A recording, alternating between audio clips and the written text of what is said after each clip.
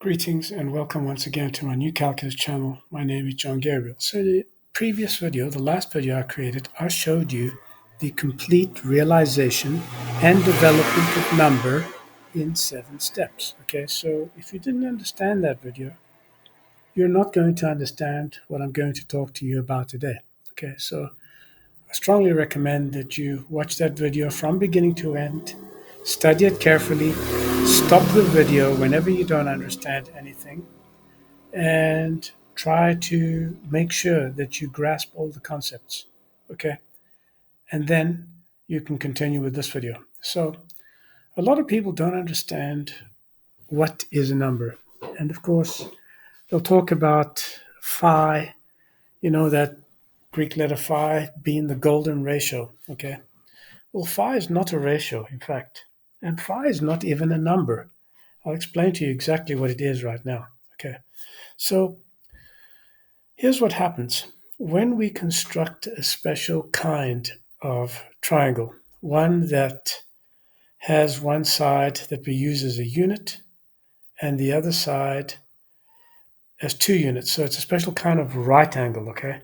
So one side is the unit, the other side is twice a unit, and the hypotenuse is the square root of both these sides squared. It doesn't have to be square root 5, by the way, as I've written here. It can be, you know, square root of anything else. So if we had to put in value here, that's not the square root of 5, okay? Do you see that?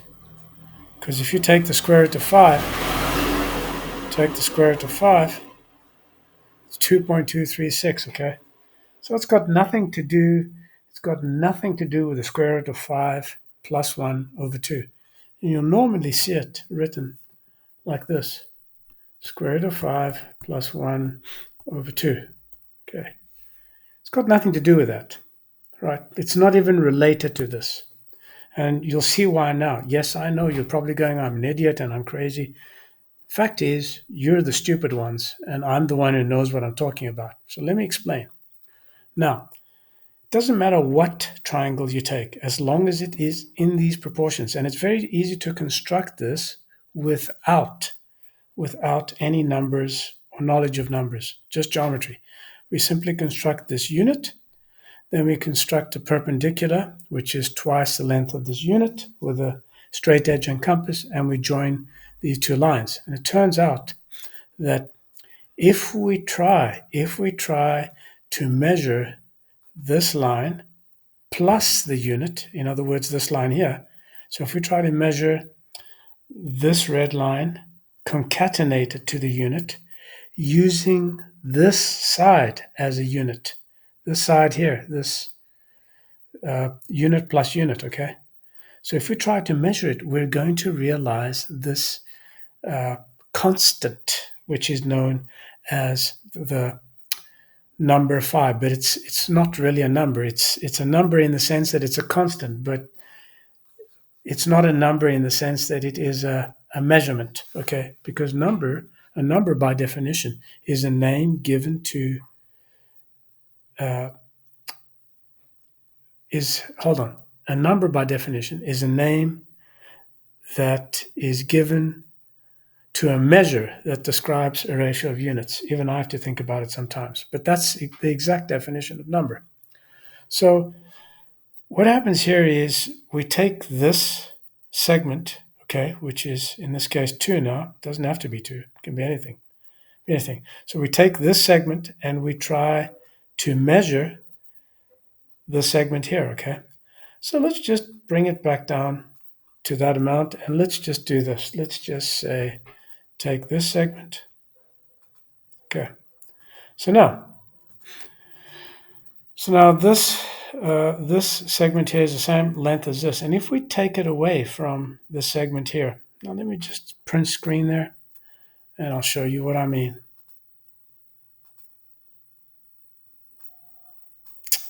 Hate it when that happens. Let's try again. Okay.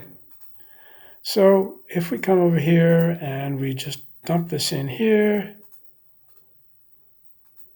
Okay, let's see what happens now. Okay, so what I'm telling you now is this, that we're using this unit, okay, to measure this line segment. So here we see it measures once, right? So we write 1. It's this one here, okay? Then what's left is this part here, okay? This part here, which, by the way, if we look at that part and we consider this as 1, that's approximately, this part here is approximately 0.6, right? So it's that, yes? And then again, we do the same thing. We take the leftover distance, which is this, like that, okay? And we continue to measure in the same way as we did before, okay? So, and then we'll get 1,803, but the problem is there's no way to measure this exactly, okay? And the reason for that is due to the fact that this ratio, this green ratio, this ratio here, that you see here, has no quotientness. Okay, what does that mean? Has no quotientness. What does that mean? That means that you cannot divide this guy into any number of equal pieces. You cannot. And then measure this guy here with those same equal pieces so that they fit exactly. That's what it means when we say that a ratio has quotientness. In other words, there is a little line segment that will fit exactly into both of these. You don't even need to know anything about numbers at this stage.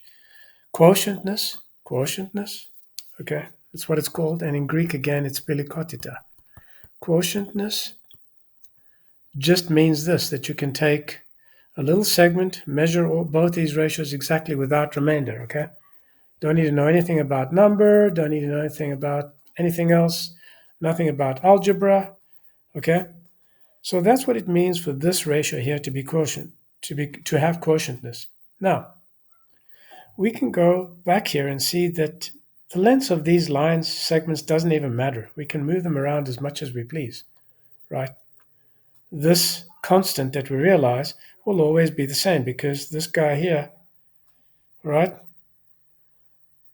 This guy here corresponds to this line here, and we're trying to measure the green line with it. So the thing that you think about as being a golden ratio, is not a ratio, and it's not even a number, because the ratio is this guy here. Okay, this is the ratio. Its failed measure rather. Its failed measure is this, which is a constant. That's all we know. It's a failed measure, so it can be a number. It's only a number in the sense that it's a constant, no other sense. Okay. And we do not know the value of phi. We cannot know the value of phi. So phi is not a number. Now there are many concepts like this. For example, the square root of 2. Okay, square root of 2. There's no such number as a square root of 2 because this here is also a symptom of square root 2. And so is any isosceles right angle triangle, a symptom of square root 2. Another very common one is pi. Pi is not a number. Okay. Pi is the length of this section here to the diameter. It's a constant. Okay. It's a constant. It's realized from the failed measure of the circumference to the diameter.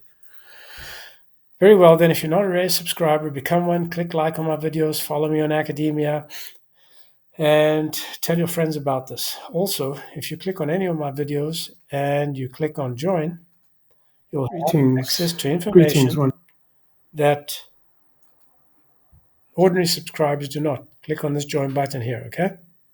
So, and then finally, make sure you buy my free, not my free ebooks, they're not free anymore, but they're cheap. They're almost like free, okay? The latest one is the importance of learning the right way, okay? This here is a brilliant book. Nothing like this has ever been published. It has all the psychology, all the mathematics, all the science, all the cognitive knowledge that one needs to have to understand numbers and mathematics. And then, of course, there's one for your little toddlers, which is Unlocking the Mystery of Numbers. There's the true history of calculus, okay? In other words, non-fiction, not the rubbish you read in all the textbooks that have been published. Then, of course, the best book that's ever written on numbers, the ultimate book of numbers, and most importantly, what is the new calculus? I hope that you've enjoyed this and that you'll come back again and we'll talk about more interesting things. My name is John Gabriel. Till next time, goodbye.